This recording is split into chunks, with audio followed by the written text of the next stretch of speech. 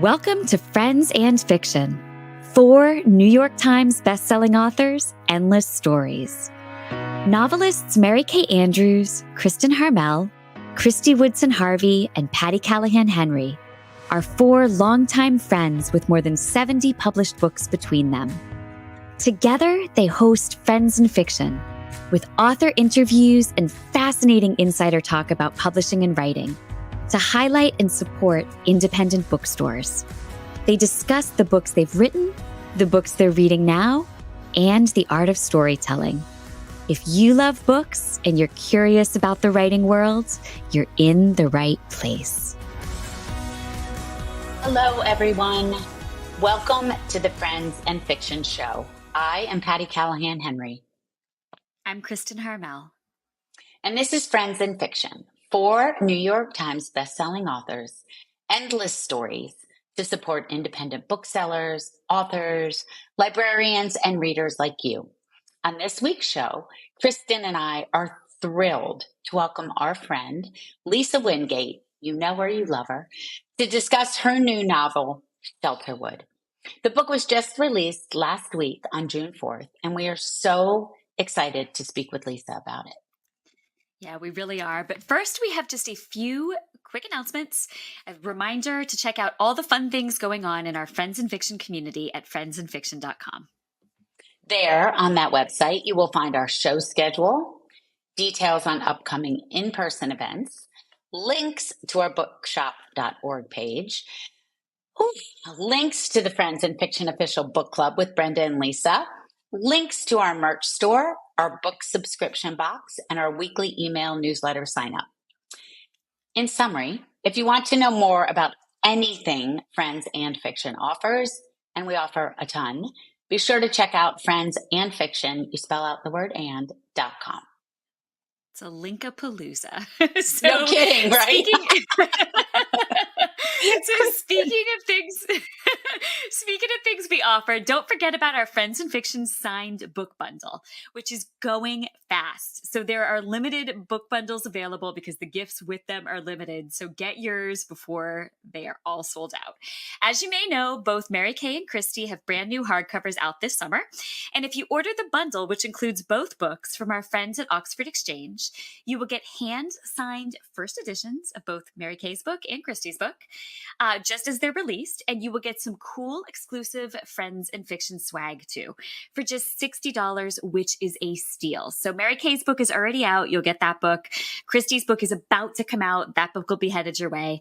You can even add on the new paperback editions of Patti's The Secret Book of Flora Lee and my paperback edition of The Paris Daughter, and those will come signed as well. You cannot stop me and Patti with the Sharpie. So there we go. No, it makes a great even gift a paperback. It makes a great gift for a friend who loves to read, even if that friend is you. And also, did you know that we will all be live together? Me, MKA, PCH, and KWH. I have to address us by our initials. I still have feelings about being the only one without a middle name in my author name. I can give you one. I like it. We'll all be together for Kristy's launch. So yes, it's true.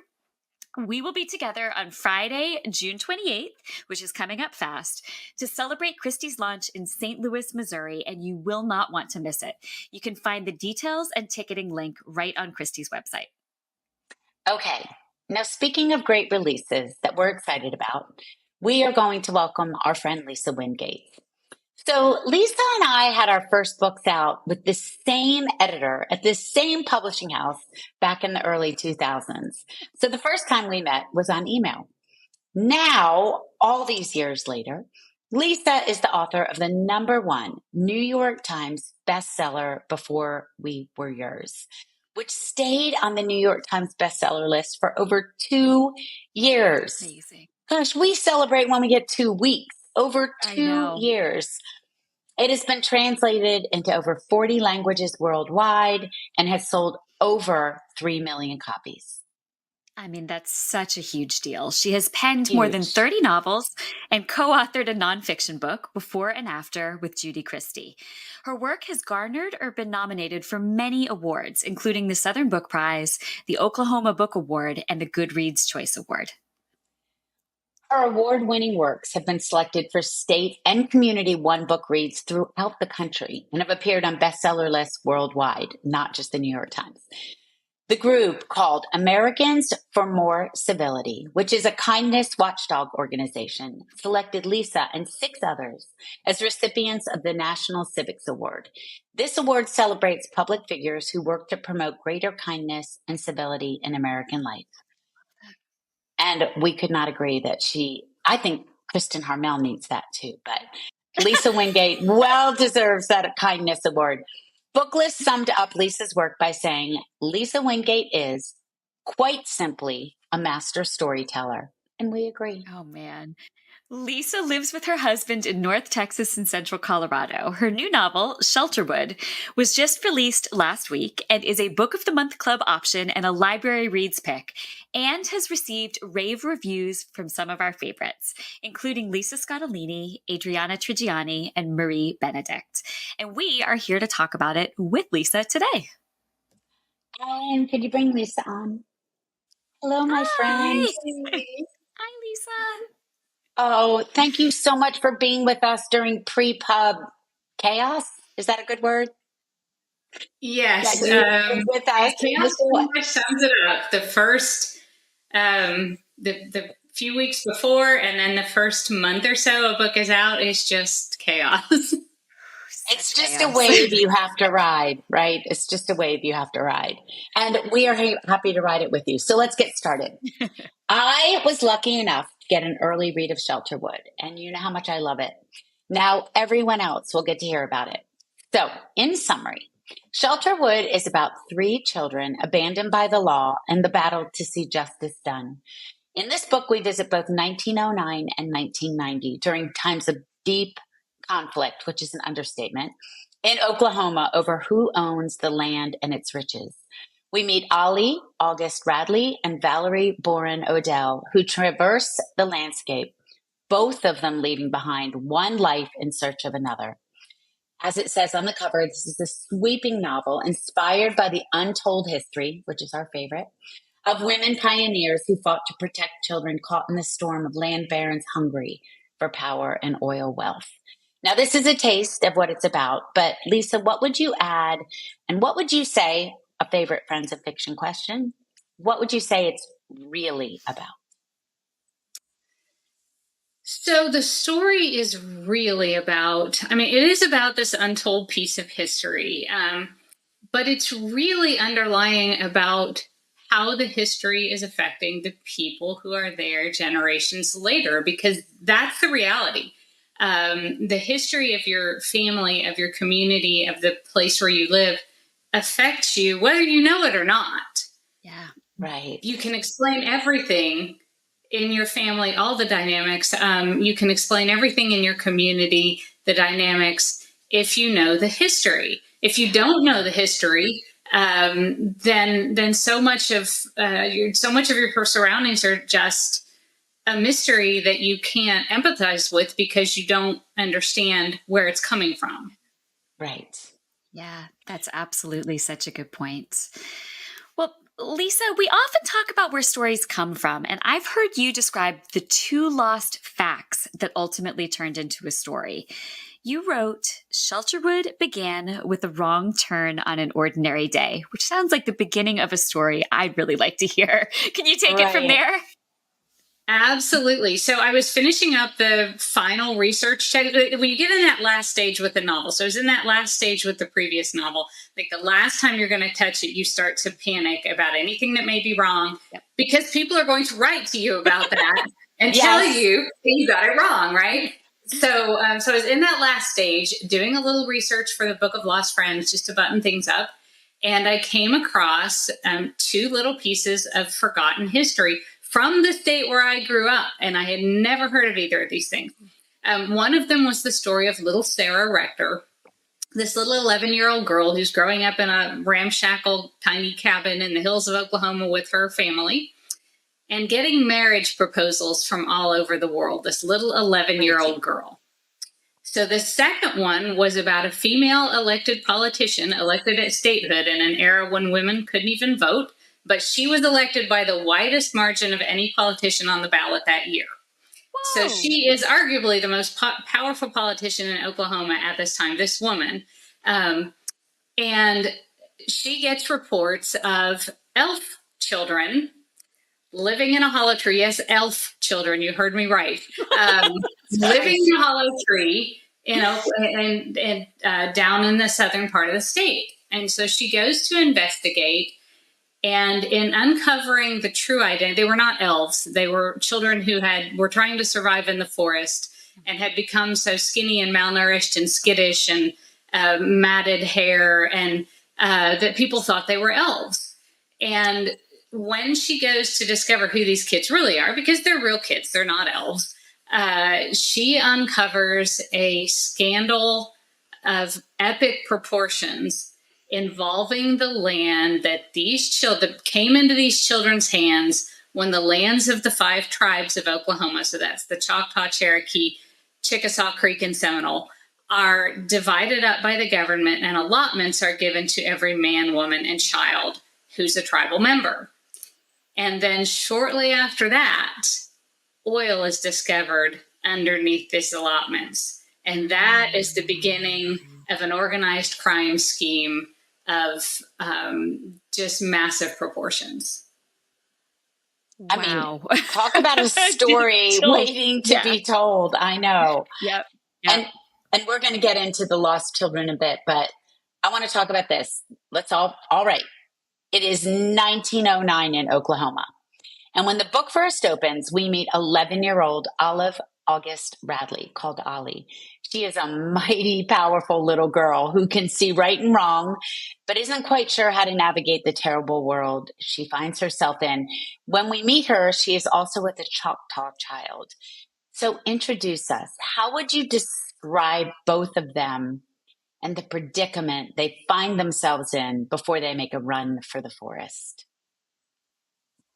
So Ollie is this little girl who's grown up with her mother and her father in a little cabin up in the Winding Stair Mountains. And so they're sort of, not very involved with the culture around them at the time. Oklahoma's an interesting place at statehood. But anyway, so they're in the old Choctaw Nation area. Ollie has grown up with her mother and father. And one day the father doesn't come home from one of his hunting and trading trips. And so Ollie ends up anyway in a household with a stepfather and her mother, who has taken to drinking and opium powders, which were, if you read about 1909 Oklahoma, it is said that half the women in the state were dope heads. Opium powders were put in teething powders for children. They were given to women for post-pregnancy malaise, for melancholia, for pain, for all kinds of things. And of course, people quickly became addicted. And so headaches. I know they gave them for headaches. It was given for everything. And so there were many, many people addicted. So this is where Ollie finds herself, living in a home with 2 Choctaw wards, Hazel, who's 13, and her little sister, Nessa, who's 6. And then Hazel disappears shortly before the story begins. And so Ollie is left alone with Nessa. She becomes very aware that her stepfather, Tesco Peel, has nefarious intentions toward little Nessa, and is probably undoubtedly the reason why Hazel disappeared. And so she decides that what must happen, as she sees her stepfather turn his attentions to little Nessa, is that they've got to go. They've got to go and try to make it back to the Winding Stair, to the cabin where she lived with her father and mother. And to her, that represents a safe place. Yeah. Oh, gosh, that's heartbreaking. All right. Now I want to go on to 1990, where we meet one of the most fascinating characters I think we've ever met on the page, law enforcement ranger Valerie Boren Odell, who arrives at the newly minted Horse Thief Trail National Park, seeking a quiet place to balance career and single parenthood. But instead, she discovers a hidden burial ground deep in a cave, all while dealing with a teenage hiker gone missing from one of the trails, and with her own son adjusting to a new place. So can you tell us a little bit about her and the predicament that she finds herself in? Sure. So you're always, when you do a story in dual time frames, you're looking at this twice. Like, who would tell the story? Whose eyes are you going to see this through and tell it through? Because it's a different story if you tell it, through the eyes of the wife of a land grafter, or through the eyes of a Choctaw family, or, depending on how you tell the story, it's a different story. So same in the modern time, depending on who you tell this through, it's a different story. So I knew I wanted to tell it through an outsider who doesn't know or understand any of the history of what has gone on in the Winding Stair Mountains in the past, and in what would have been the old Choctaw Nation. And I knew I wanted to tell it through somebody official of some kind. I didn't know who that would be. I love the Winding Stair Mountains is now a national recreation area. And so it was one of the places I loved. I grew up around Tulsa. I married into a southeastern Oklahoma family. So all that territory down in southeastern Oklahoma I've spent a lot of time there in my young adult married years and on. And it's such a beautiful, misty, mountainous, mysterious, still very remote place. And so it's a fascinating place for a mystery to develop. I started thinking maybe I would have a national park cultural person doing this storytelling, but then I came across the law enforcement rangers and the jobs they do and the danger they're in. The most likely to be killed in the line of duty of any branch of law enforcement are park rangers. You're kidding. Yeah, no kidding. Wow. What do they get killed by? Wildlife, rogue hikers? Well, of course, it can be, rescues and things like that, because people do stupid things in parks and have to be rescued. Yes, but it is also very dangerous. They are typically operating alone in remote areas, and remote areas are a haven for crime, people growing drugs, people with family issues looking for a place to hide out. And the pavement brings all of society's problems to the countryside. Yeah.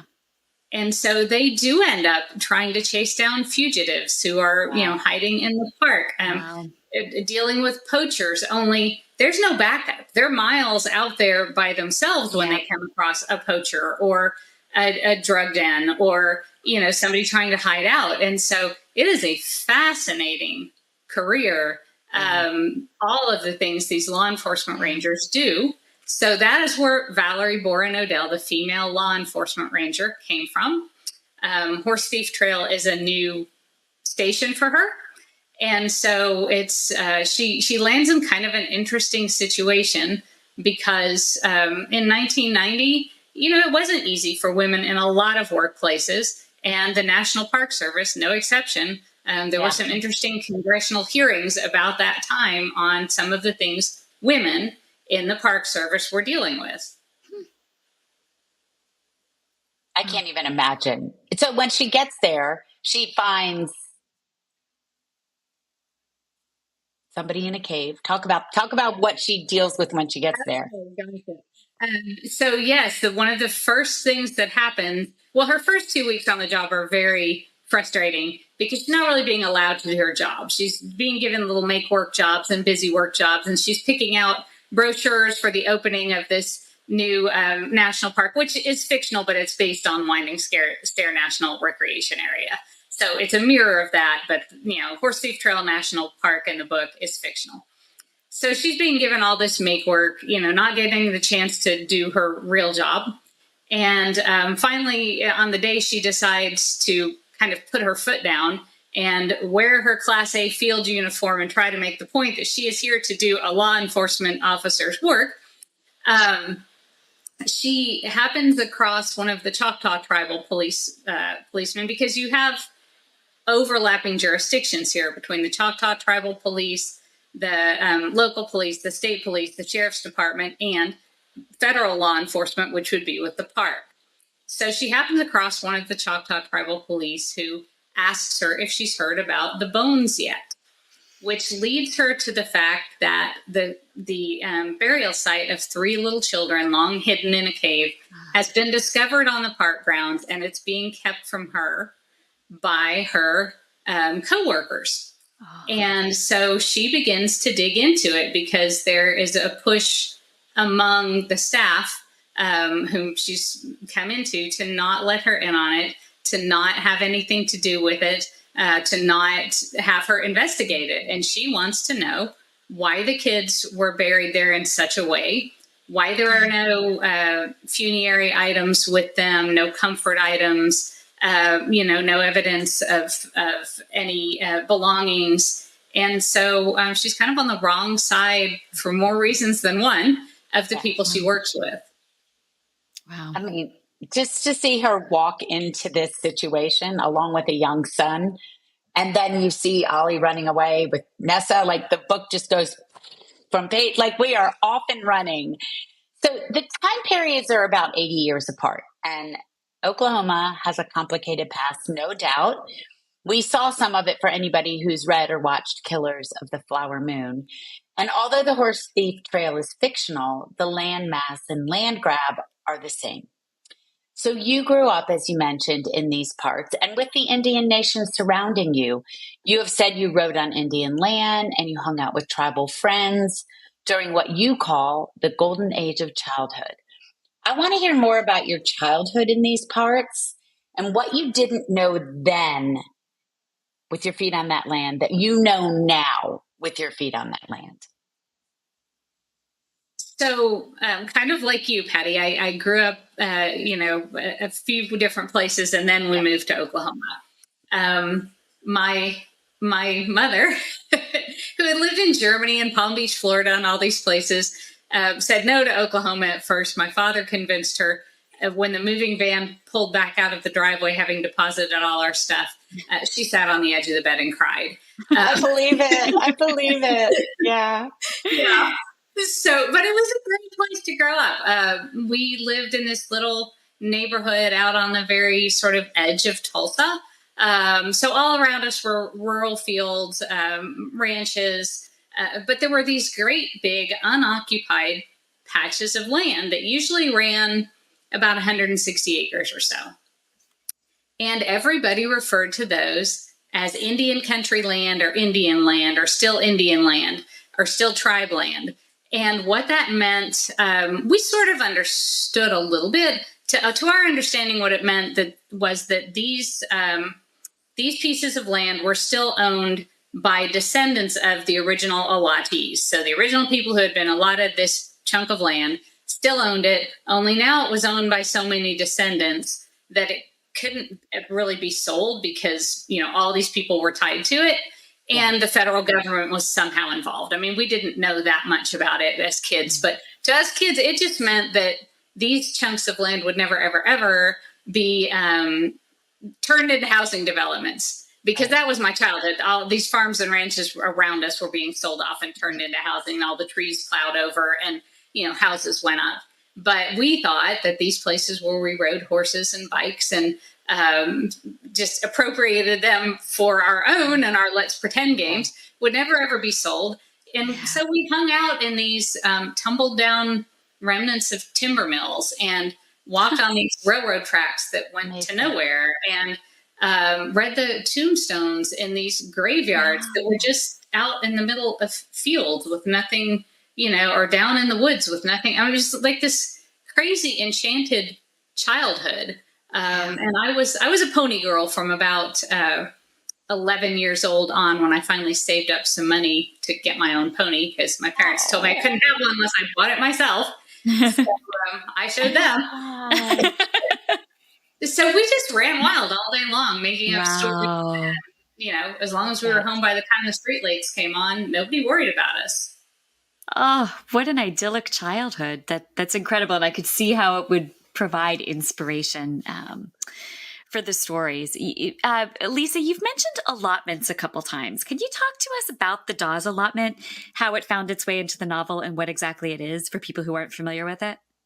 Sure. So around the turn of the century, as statehood is really looming and it's pretty obvious it's going to happen, that Oklahoma Territory is going to be meshed with Indian Territory, and the two halves of Oklahoma are going to become a state.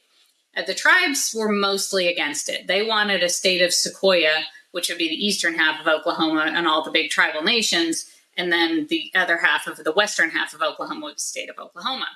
But it became more and more obvious that was not going to happen. So statehood happens around the time of statehood and a little before. The Dawes Commission is appointed to split up the big Indian reservation lands and allot ownership of them to each man, woman, and child who is a member of the tribe. And that makes so much more sense, right? Than thinking about them as these large chunks. Like, how did they know where to live? Who belonged where? They gave each one. Okay. So and some people in the tribes were for it. Largely, people in the tribes were against it.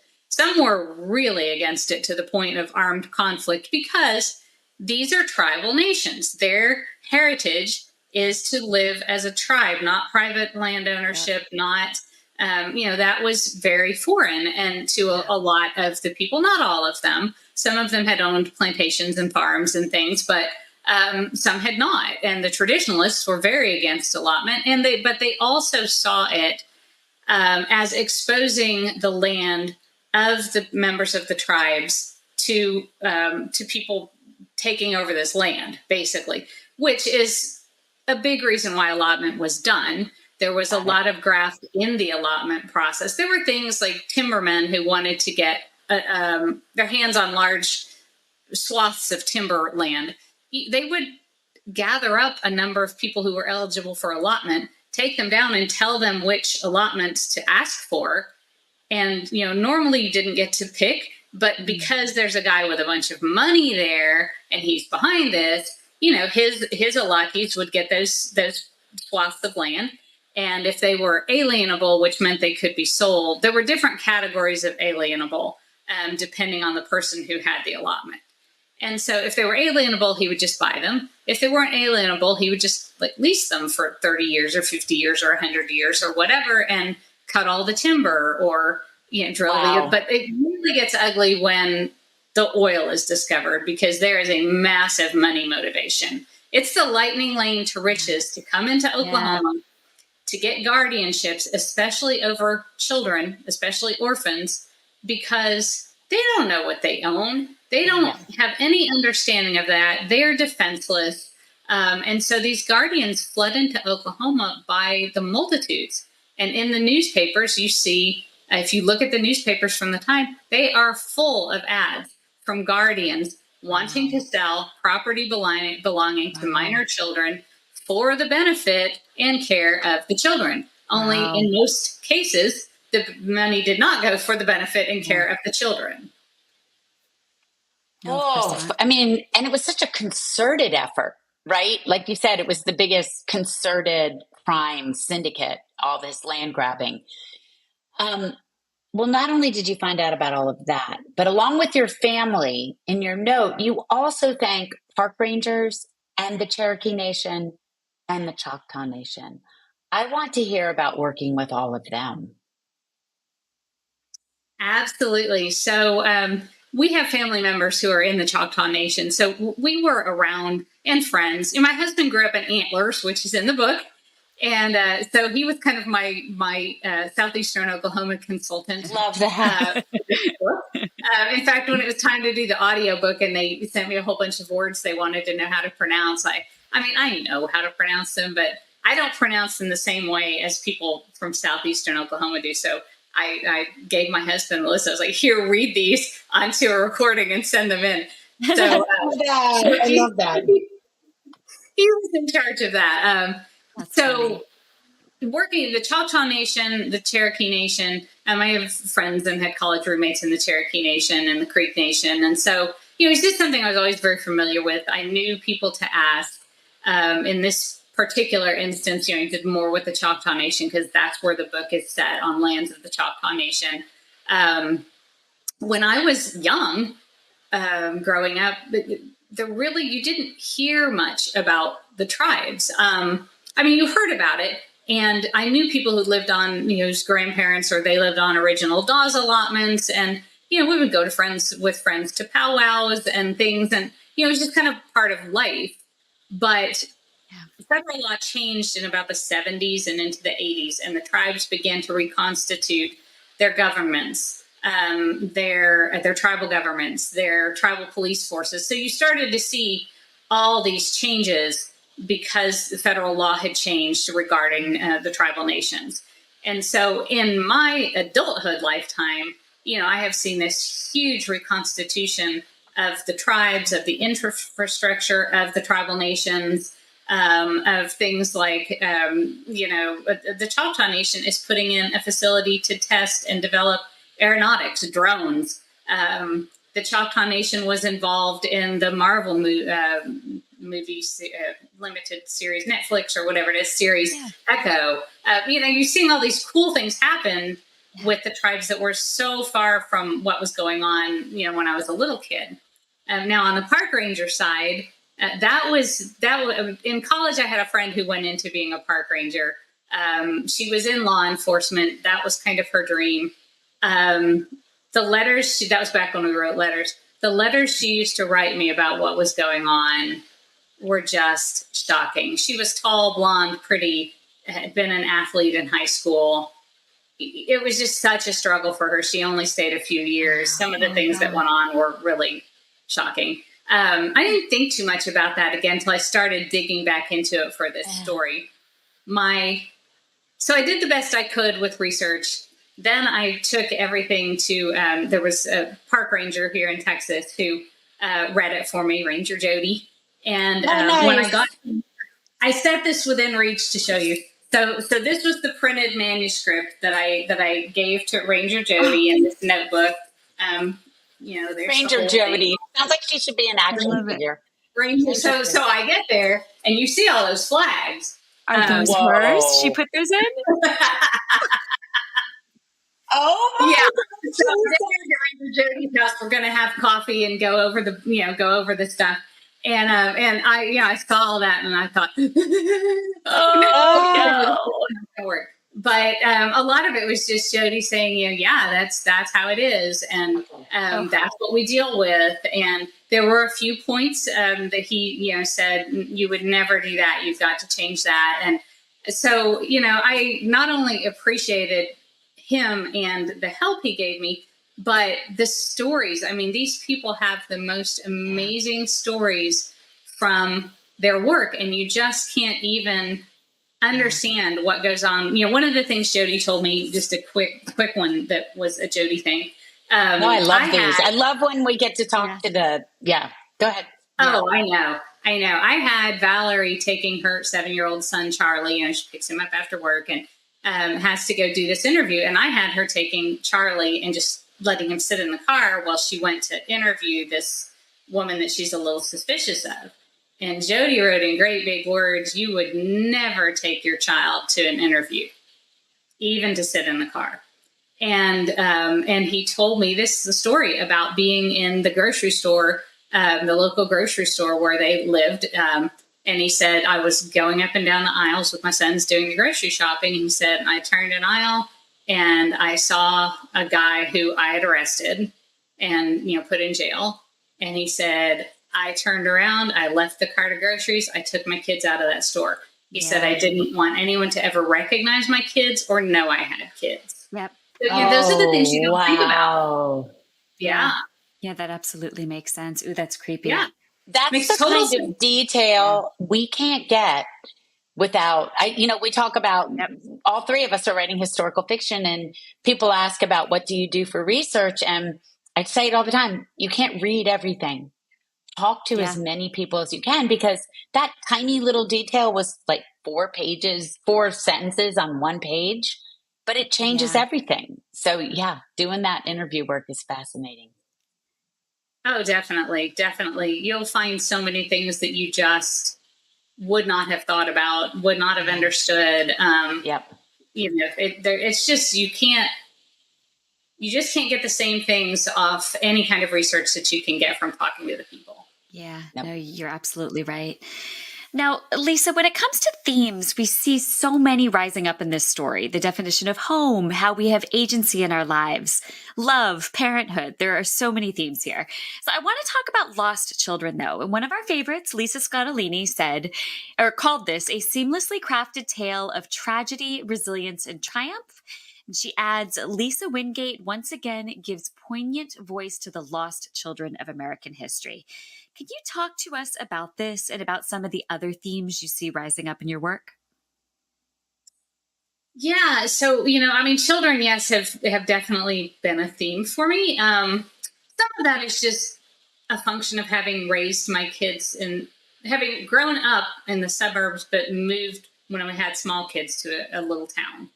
And the suburbs are sort of homogenous. You grow up with a bunch of people who live in a house a lot like you. Their dads have jobs a lot like yours. Everything's kind of, they drive cars kind of like your cars. It's all very similar. When you move to a small town, it's this microcosm of society and everybody's mixed together. And so your kids are going to be on the baseball team with a kid who gets dropped off at the ballpark all day long without a dime for food. Yeah. They're going to be on the ball team with or in class or whatever with kids who don't have a place to go on the weekend because mama's got boyfriends over and she doesn't want a kid around. Kids are going to be in the lunchroom with kids who have a peanut butter sandwich for lunch because that's what WIC will provide. That's what they have around the house to make. So we had a lot of bonus kids over the years. And, that's where that interest comes from is, what it's like. Rural poverty is a different animal from anything else because there's geographic separation on top of, there's a lot more opportunity kind of for secretiveness and isolation in rural situations. And so that makes its way into the stories a lot because, we had a lot of bonus kids. Some of them we could have an effect on. Some of them, we couldn't, and we tried, but you can only do what you can do. And the great thing about fiction is you can put it in a story and you can just fix it. You can solve it. You can save them and solve it. I know. That's great. And I've always seen that deep love for children and children in danger, in peril, lost, that comes through in all your stories, and you write that resiliency and perseverance so well. But I think it's interesting that it's come up, and especially your past few novels, in such a strong way. Well, it's not completely accidental either, because when you are doing a research checks on a subject, you do, the internet is great. It's full of little goat trails you can follow. And I know, right? It's great and it's bad, right?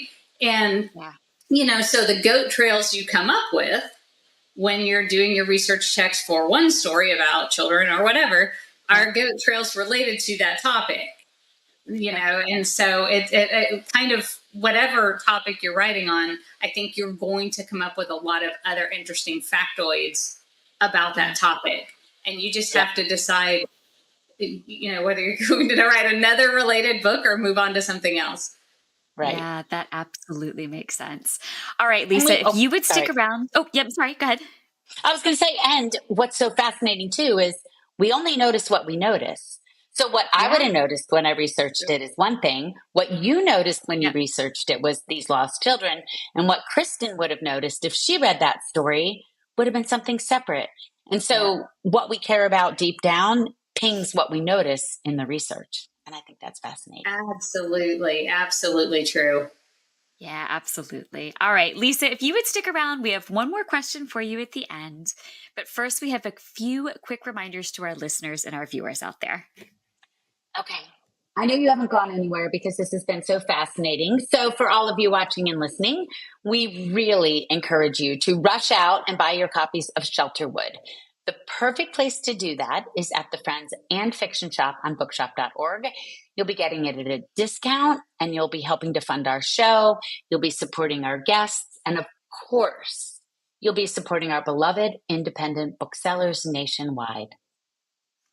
We also want to remind you to follow us on Instagram and join our Facebook group if you're not with us there already. We have nearly 250,000 members on Facebook. They're talking all day, every day about books, and you should be there too if you're not already.